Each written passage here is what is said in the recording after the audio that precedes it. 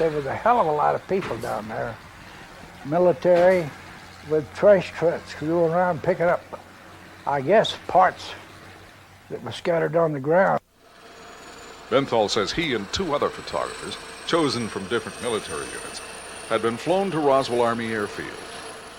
And there was several of us doing photography work, I imagine. I saw 2 or 3 of them, but I don't know where they come from. I don't know what happened to them.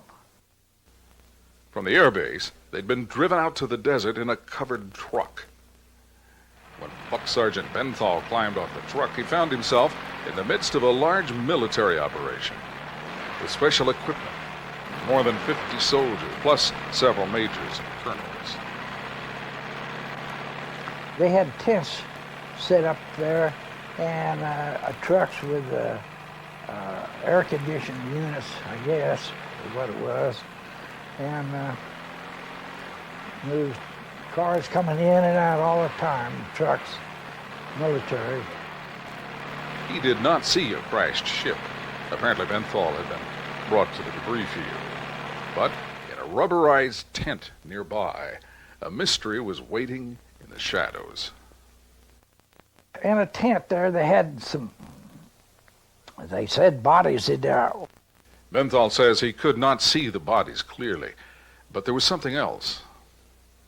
Well, they had a funny smell in there, but I since I run around with a guy who run an undertaker there at Carroll, Illinois. It smelled like embalming fluid or something like that. And the bodies was laying there on the ground. They're laying on a rubber sheet.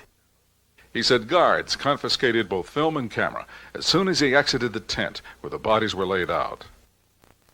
And yet, Fred Bentall came up with the first independent eyewitness description of the recovery operation at the debris field. Large trucks, 5-ton trucks, fully loaded with wreckage. I saw a lot of scrap stuff on the back of trucks, metal parts and things like that. It looked like metal strippings and things like that, but I couldn't tell you what they were. They sort of didn't want you to get close to this, that, to the other, and I guess they was as confused as we were.